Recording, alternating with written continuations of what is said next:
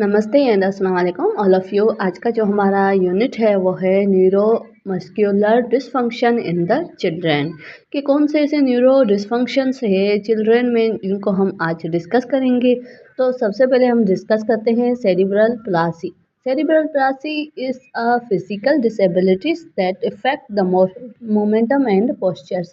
Cerebral Plassey क्या करती है कि वो एक डिसेबिलिटी होती है, ये एक डिसऑर्डर है जिसमें हम जो भी बच्चा है वो डिसेबल हो जाता है चलने को, और उसका पोस्चर भी सही नहीं होता, बॉडी की जो स्ट्रक्चर है वो एबनॉर्मल हो जाती है।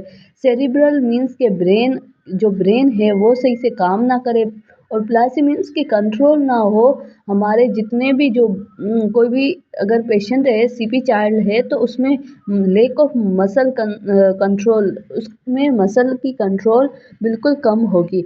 और उसके अलावा cerebral Plassey CP is a neurological condition that can present as issues with the muscle tone and postures and or momentum and disorders। तो ये मोस्ट कॉमन अगर बात करते हैं तो ये इफ़ेक्ट करती है, इशू करती है मसल की टोन पे और पोस्चर पे, और उसके अलावा मूवमेंट के जितने भी डिसऑर्डर होते हैं उन पे इफ़ेक्ट करती है। और उसके अलावा अगर बात करते हैं it is result to damage brain during foetal development. जब बच्चा डेवलप हो रहा होता है उसकी डेवलपमेंट के टाइम पे ब्रेन डैमेज हो जाए किसी भी कारण से, तो उस वजह से क्या होता है कि जब डेवलपमेंट के टाइम ब्रेन सही से नहीं बनता तो फिर ये कंडीशन काज हो सकती है। In other development disabilities that effect the way brain develop. और उसके अलावा कुछ ऐसी दूसरी भी डिसेबिलिटीज़ होती हैं उनकी वजह से भी ब्रेन अगर नहीं डेवलप हो रहा है तो उसकी वजह से क्या होता है, एक काज हो सकता है, सीपी चाइल्ड बन सकता है। द साइन और symptoms of CP appropriate early in the childhood, मतलब कि शुरुआती जब बच्चा पैदा होता है जब बहुत केसेस होते हैं for the person to person, और एक से दूसरे तक ये केसेस होते रहते हैं। और उसके अलावा अगर बात करते हैं सीपी चाइल्ड या फिर cerebral palsy is a defined non progressive permanent disorder for posture and momentum. हम ये नहीं कहते हैं कि ये एक प्रोग्रेसिव डिजीज़ है जिसे हम चेंज कर सकते हैं। अगर किसी को डेवलपमेंट में टाइम कुछ होता है, जैसे कि अगर हम बात करें हार्ट की, उस अगर उसमें कोई डिफेक्ट आ गया है कंजक्टाइनल तो हम उसको चेंज कर सकते हैं आफ्टर बर्थ। बट जो सीपी चाइल्ड होता है वो नॉन प्रोग्रेसिव होता है, और उसमें क्या होता है कि परमानेंटली जो पोस्चर और मोमेंटम है वो परमानेंट डिसऑर्डर में चले जाते हैं। उसके अलावा disorder involving the motor area which result the even before birth during the first year of the life brain is immature.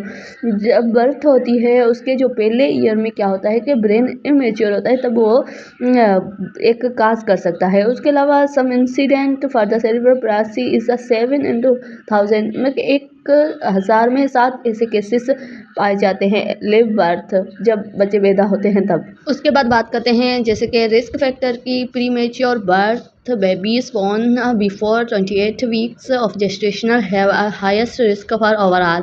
अगर हम बात करते हैं कि अगर किसी बेबी को 24 वीक से उसकी बर्थ पहले हो गई है तो फिर हम उसको प्री मेच्योर कहेंगे, और उसका जो मोस्ट कॉमन वो भी एक रिस्क फैक्टर है, हाईएस्ट रिस्क है, जिसमें क्या होता है कि सीपी चाइल्ड बन सकता है। Low birth weight under 3.3 pound और 1.5 किलो, मीन्स के 1.5 किलो उसका वज़न हो या फिर उससे कम हो तो हम कह सकते हैं कि इसकी जो वेट है एज के हिसाब से बहुत कम होता है, और उसकी वजह से क्या हो सीपी चाइल्ड सीपी बन सकता है।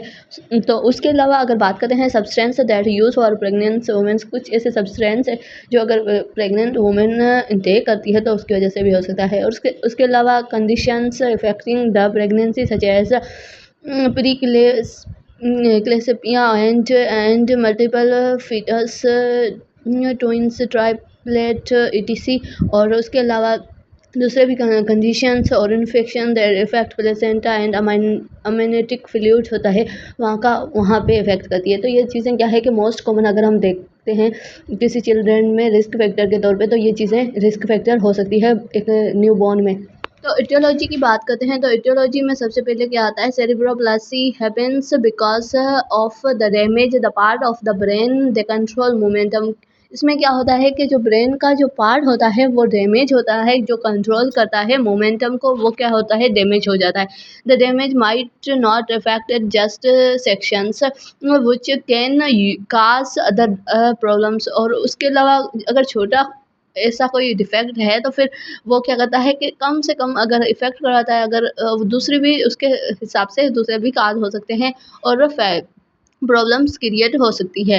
And that kinds of the damage can often have a multiple causes of factor contributing to them. Means के मल्टीपल इसके जो काजेस होते हैं और काइंड्स ऑफ डैमेज वो डिफरेंट टाइप्स के चीज़ें डैमेज करता है, जैसे कि मसल्स हो गए उनकी कंट्रोल को रोकता है, और वो डिफरेंट टाइप्स पे, जैसे कि अगर एक ही मसल्स को नहीं, पूरी बॉडी में जितने भी टाइप्स के मसल्स हैं वहाँ पे वो डैमेज कर सकता है, मोमेंटम पे इफ़ेक्ट कर सकता है।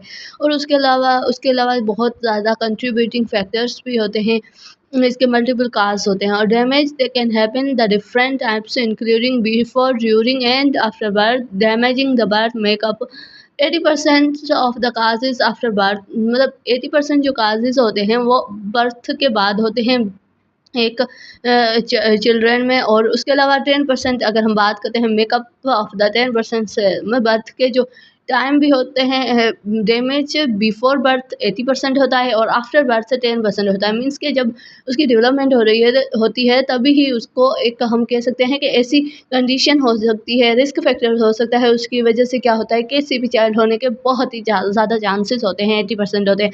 बर्थ के बाद हम कहते हैं 10% चांसेस होते हैं कि वो इन चीज़ों की वजह से बन सकता है।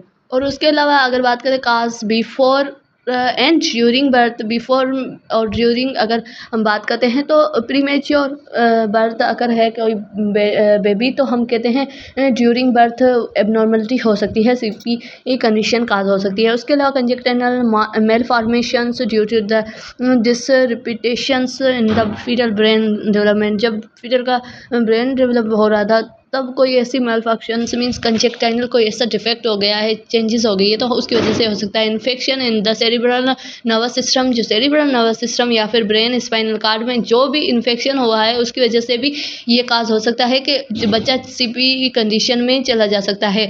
और उसके अलावा अगर बात करते हैं स्ट्रोक दैट इफेक्ट डेवलपमेंटिंग ब्रेन, अगर स्ट्रोक की बात करें तो स्ट्रोक भी इफेक्ट करता है।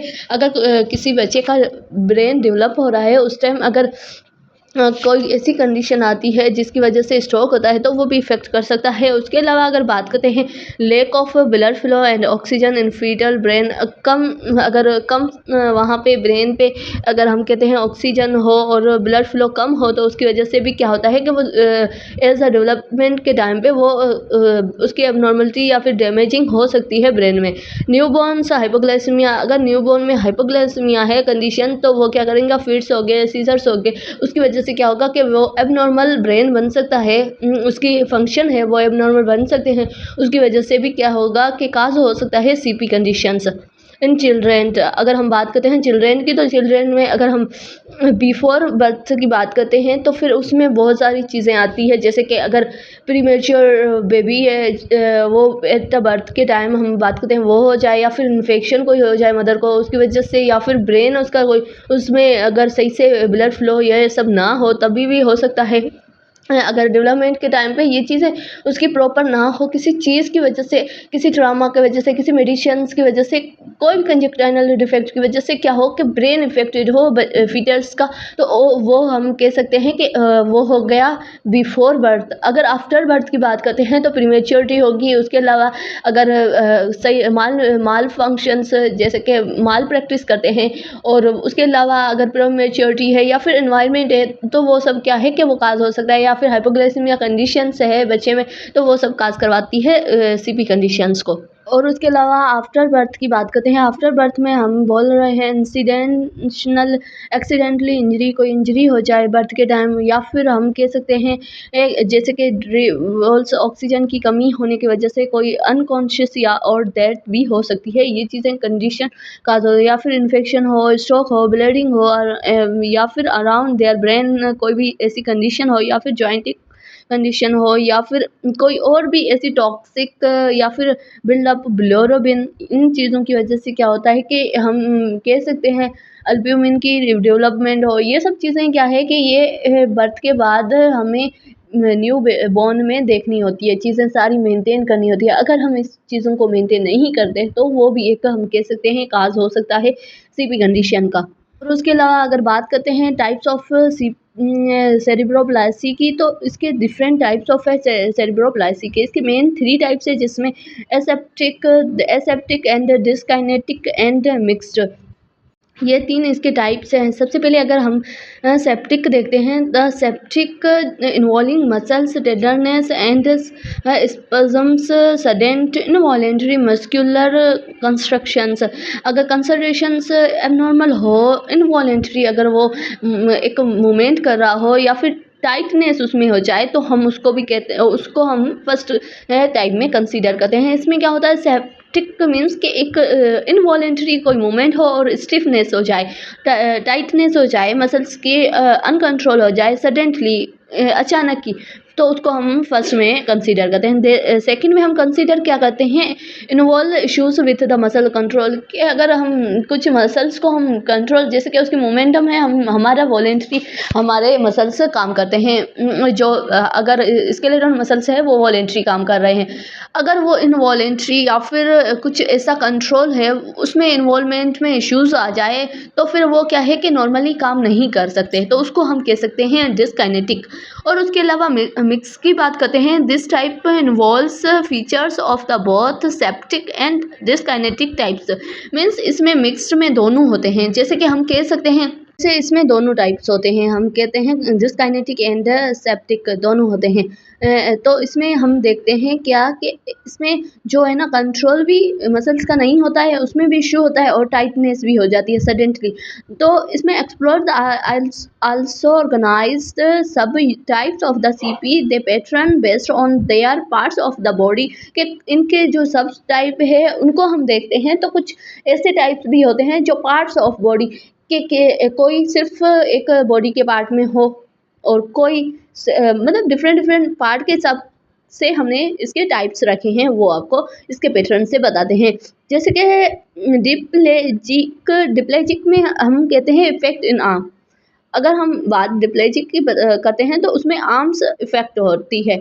इसमें क्या है कि जितनी भी आर्म्स है हमारे, तो वो क्या है कि वो इफेक्टेड होगी, उनके जो मसल्स हैं उनकी मोमेंटम इफेक्टेड होगी। उसके बाद बात करते हैं क्वाड्रोप्लेजी, उसमें क्या होती है, मतलब आल जो लम्प्स होती हैं वो इफेक्टेड, जितनी भी लम्प्स होती है बॉडी में वो क्या है इफेक्टेड होती है इसमें। और हीमोप्लेजिक में क्या होता है कि हीमीप्लेजिक में which is affected one side, means के बॉडी का एक साइड इफेक्टेड हो, लेफ्ट और राइट मोर देन अदर्स, के या तो लेफ्ट या तो राइट, मतलब इन दोनों में से कोई एक अगर पार्ट इफेक्टेड है, हम कह सकते हैं एक साइड का, तो हम उसको होमोप्लेजी कह सकते हैं। उसके अलावा मोनोप्लेजिक में क्या होता है, विच इफेक्ट वन लिम्स, ओनली एक लिम्स पे इफेक्टेड होता है, कि वो ही मतलब हम कह सकते हैं कि वो इफेक्टेड होती है। उसके अलावा पैराप्लेजिक, उसमें क्या होता है, विच इफेक्ट इन लेग्स, वो इफेक्ट करती है लेग्स पे, पाँव पे, वहाँ की लेग्स की जितनी भी मसल्स होती है या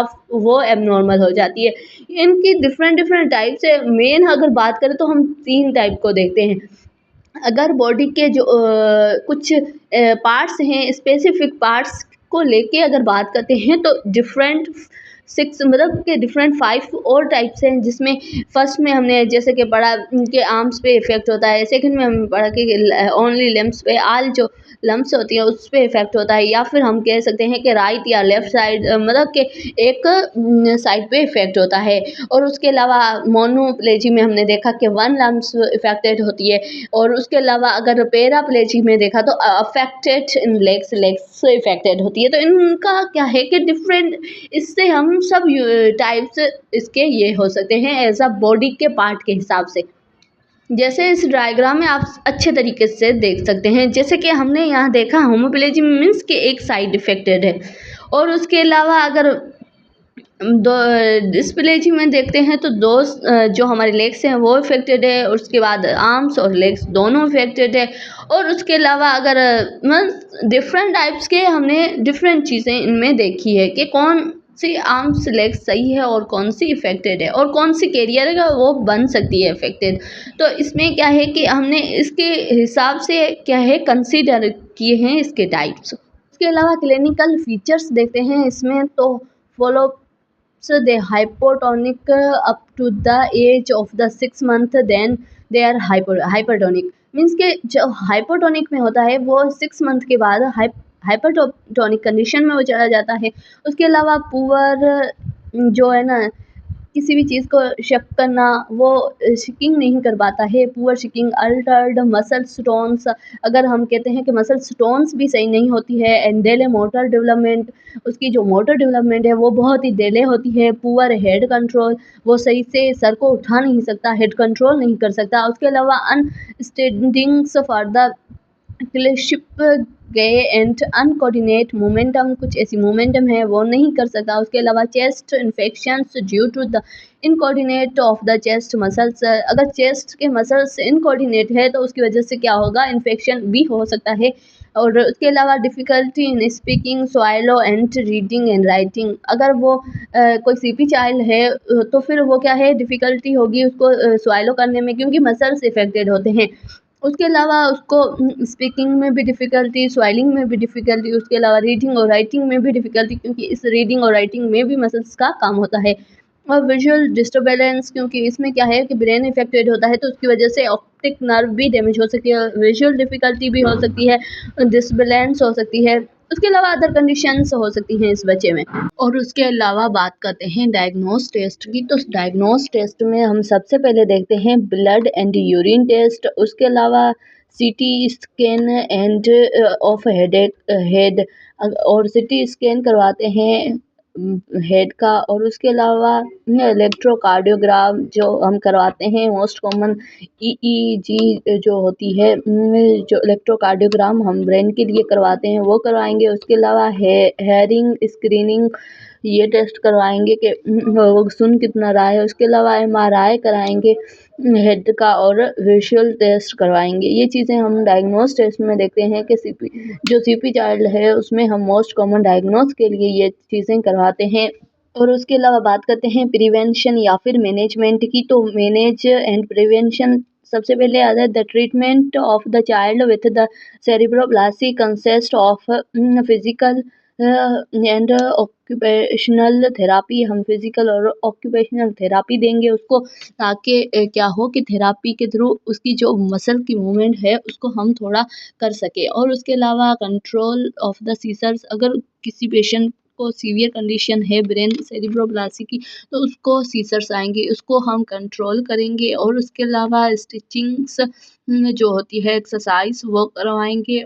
और उसके अलावा सर्जिकल प्रोसेस टू प्रिवेंट जो कुछ ऐसी सर्जिकल प्रोसेस होती है वो करवाएंगे ताकि वो प्रिवेंट हो सके कर्वेचर्स के लिए, क्योंकि उनका पूरा बॉडी का स्ट्रक्चर चेंज हो जाता है, मसल्स अनकंट्रोल होते हैं उसकी वजह से। उसके अलावा the aim of the treating the physical disabilities is to improve physical and prevent secondary complication of the muscle and skeleton system।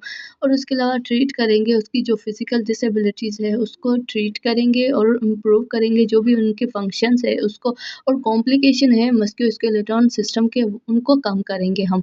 और उसके अलावा teach the parent for the daily activity their child, हम उनके parent को बोलेंगे कि आप regular उनके साथ एक्टिविटीज़ करें ताकि उसकी जो मसल की मूवमेंट है वो सही से हो सके, तो एक्टिविटी के लिए हम कहेंगे। उसके अलावा family support and essential for emotional growth and manage their child, means कि अगर हम फैमिली सपोर्ट ज़रूरी होता है कि चिल्ड्रेन के लिए, तो हम उनको कहेंगे कि फैमिली सपोर्ट बहुत ही ज़रूरी है इस बच्चे के लिए। और उसके अलावा वो क्या करता है इमोशनली ग्रोथ करवाता है, बच्चे को मैनेज करता है, पूरी जो भी उसकी डिजीज़ है उसके हिसाब से बच्चा होता है वो बहुत ही, हम कह सकते हैं ना, उसकी ऐसी कंडीशन होती है कि वो बिल्कुल लेथार्जिक हो जाता है। तो उसमें क्या है कि फैमिली को इमोशनली भी सपोर्ट करना चाहिए उस बच्चे को।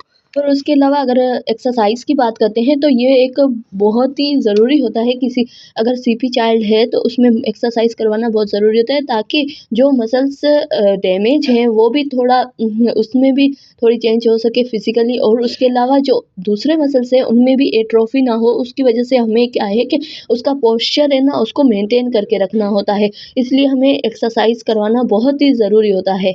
और उसके अलावा मैनेज एंड प्रिवेंशन में हमने देख लिया, मेडिसिन्स कुछ ऐसी हैं वो देंगे, ताकि उसकी वजह से क्या हो कि वो मे रिड्यूस द जो स्टेबिलिटी है उसको हम मेंटेन कर सकें। उसके अलावा कुछ एंटी कोलिनर्जेटिक ड्रग्स देते हैं ब्रेन के रिस्पॉन्स की वजह से।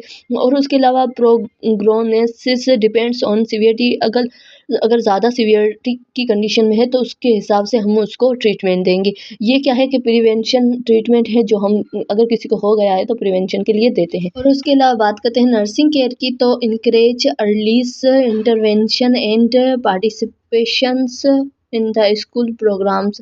हम क्या करेंगे, अगर बच्चा कोई इसकी प्रिवेंशन में अर्ली जो अगर स्टार्ट में किसी कोई सीबी चाइल्ड है तो फिर हम उसको क्या करवाएंगे कि उसकी इंटरवेंशन करके उसको पार्टिसिपेट करवाएंगे स्कूल्स में, स्कूल के जो प्रोग्राम है उनमें, ताकि उसकी मसल की मोमेंटम सही हो, उसका जो ब्रेन है उसकी एबिलिटी सही हो जाए। उसके अलावा इनकरेज कम्युनिकेशन, उसको हम ज़्यादा से ज़्यादा इनकरेज करेंगे ताकि वो लोगों के साथ कम्युनिकेट कर सके। उसके अलावा provide safe environment, removing ships object and prevent for falls. उसे एक अच्छी प्रोवाइड करेंगे सेफ इन्वायरमेंट, ताकि वो अपने को सेफ समझे। और कुछ ऐसी चीज़ें होती हैं जिससे वो फॉल्स में चला जा सकता है, उन चीज़ों को अवॉइड कराएंगे या फिर रिमूव करेंगे। उसके अलावा प्रोवाइड अप्रोप्रिएट टॉय, और उसके लिए जो टॉय सही होंगे वो देंगे अच्छे। और उसके अलावा उसकी ओवरऑल हम प्रिवेंशन करेंगे और नर्सिंग केयर करेंगे। और उसके अलावा position the child upright after meal, खाना खाने के बाद उसकी पोजीशन को अपराइट करेंगे। उसके अलावा provide the parent information about disorder and treatment plan. और उसके अलावा उसकी फैमिली को जितना भी इसका जो ट्रीटमेंट है या फिर उसकी जो डिसऑर्डर की इंफॉर्मेशन है वो हम प्रोवाइड करेंगे, ताकि जो फैमिली या फिर पेरेंट्स है वो घर में क्या है कि उसकी प्रिवेंशन कर सके, उसको एक अच्छा सपोर्टिव इन्वायरमेंट दे सके। इसलिए हमारा नर्सिंग का काम यही होता है कि हमें पोजीशन देखनी होती है उसकी, हमें सेफ्टी देखनी होती है, उसको इनकरेज करना होता है, उसको उससे कम्युनिकेट करना होता है, उसको प्रोग्राम में मतलब शामिल करना होता है। ये सब चीज़ें नर्सिंग का काम होता है। और उसके अलावा कॉम्प्लिकेशन देखते हैं कि अगर ये ट्रीट नहीं हो रहा है तो उस बच्चे को सीजर्स होंगे और मेंटल डिक्टेशंस होगी।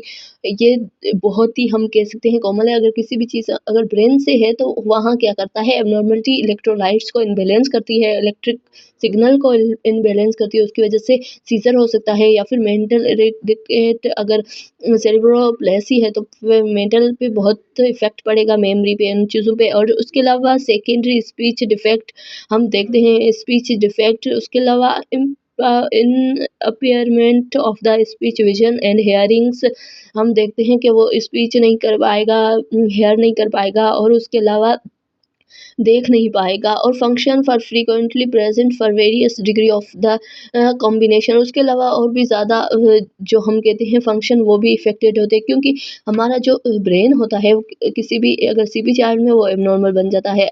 अगर इसकी कॉम्प्लिकेशन ये है कि ज़्यादा टाइम तक वो चीज़ें एबनॉर्मल रही तो पूरी हमारी बॉडी पे इफेक्ट करता है, क्योंकि ब्रेन हमारी पूरी बॉडी को चलाता है। So thank you so much. आज का वीडियो इतना ही, मिलते हैं नेक्स्ट वीडियो में। Take care and